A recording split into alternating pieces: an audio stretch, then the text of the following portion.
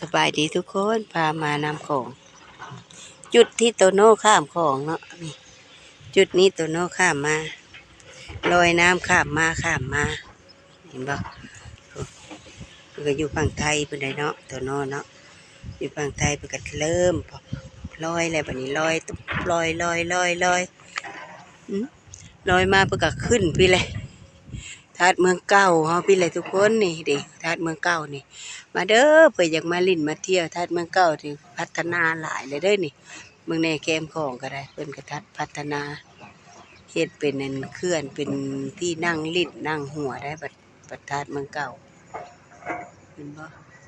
งามขึ้นเลยเด้อนี่งามขึ้นกว่าเก่าแต่เบิ่งมันเพิ่นเฮ็ดแล้วแฮงสิงามทุกคนเด้มาขอพรก็ได้เด้อขอพรขอในเรื่องการงานการชีวิตครอบครัวก็ได้ศักดิ์สิทธิ์เด้อทุกคนเด้อนี่มานำของเฮา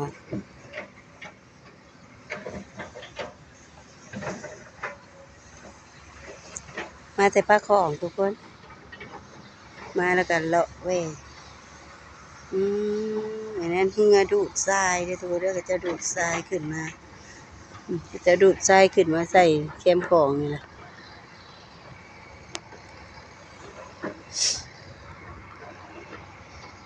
พาทุกคนเบิ่งนำของแล้วก็พาทุกคนเบิ่งนะบรรยากาศงามคักกุกตาล5-6กุกนี่โมเมนต์เลยเนาะหลายกุกประตู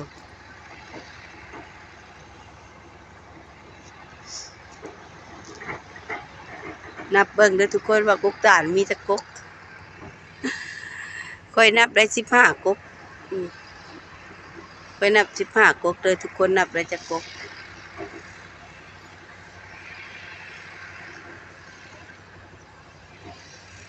โอ้โหแม่นแล้ว14กุกทุกคนทุก14กุกค่อยนับแต่เจ้าสินับได้จักกุกเลยเนาะ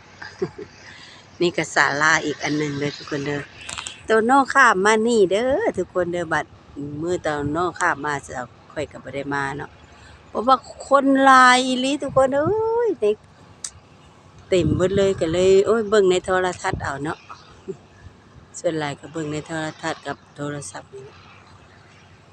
แม่เพกับเจ้าหาปูหาปลา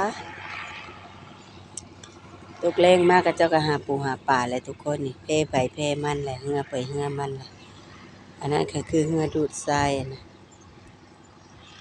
เหือดูดทรายดูดแล้วก็เอาทรายเข้าฟัง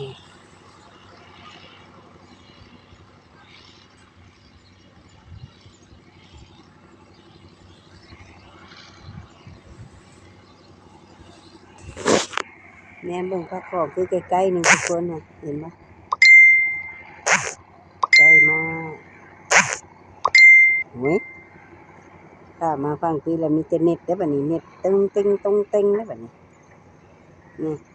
พระของใกล้มากแต่มันที่ข้ามกับบ้านเหล่งเนาะนี่เนาะตรงข้ามกับบ้านแหนมนี่เนาะ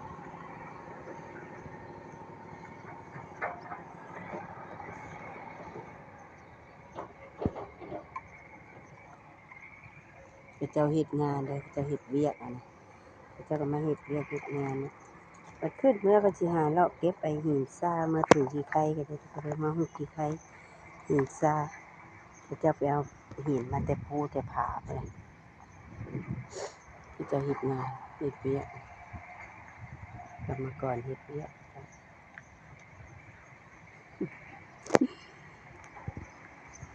มีไงเอ้ยพี่เซลฟี่เซลฟี่เซลฟี่ยาวแต่อีกแบบอือ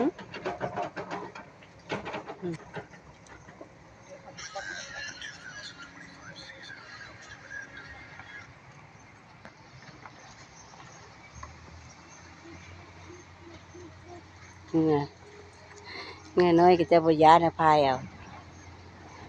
เงยใหญ่นะยังจะย้านเงยน้อยอีก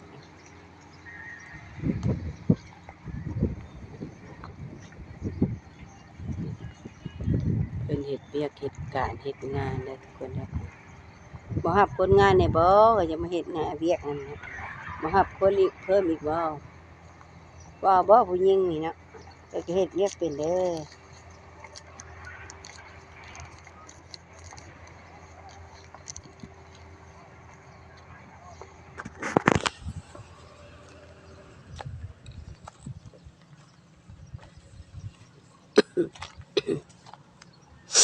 มาขาขึ้นสิขึ้นทางคันไดเด้อบัดนี้เด้อหาเก็บหินทรายกันหาเก็บเอาหินทรายกันเด้อหินทรายมาถูมาฮุกมาฮิกก็เด้อเอาก้อนน้อยมาแล้วก้อนใหญ่ไงนี่ก็แม่นหินทรายนี่เอาก้อนใหญ่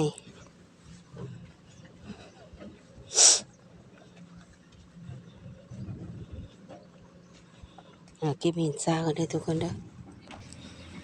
นี่ทุกคนหินทรายหนักกันน่ะมันฮุกกี่ไข่ฮุกให้เปิดไปเลยมีแต่หินทรายเบ่ได้ก้อนบักใหญ่เฮ็ดให้เสียได้นี่ก็แม่นเอาแต่ก้อนน้อยมัน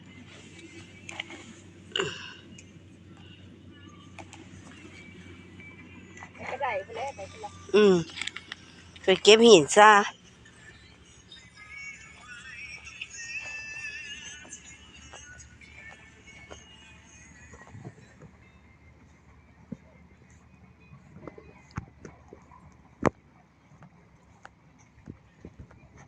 เก็บหินทรายก่อนเด้อ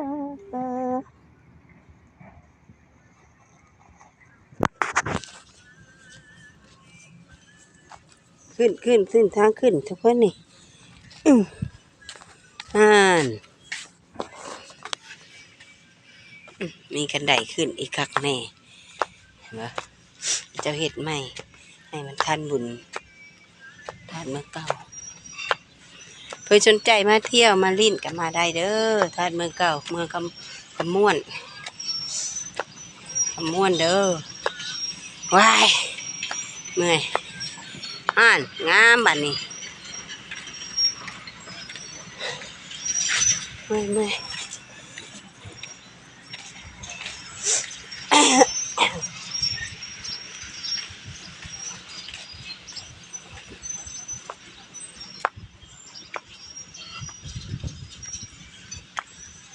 กราบไหว้พระธาตุเมืองเก่าเด้อทุกคนขอให้โชคให้หมานขอให้เฮงให้รวยปัง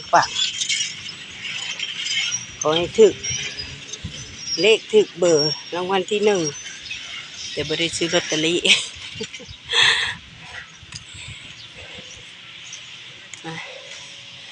คำคูณกุ๊กแกงคูณ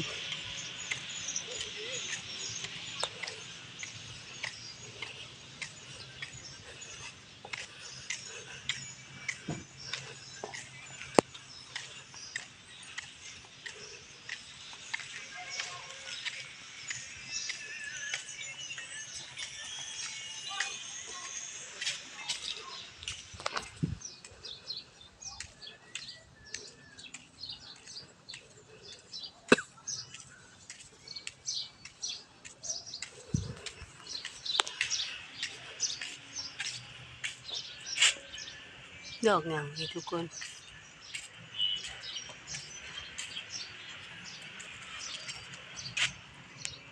ไหว้ได้เด้อกราบไหว้ได้เด้อศรัทธาอยู่ที่ใจ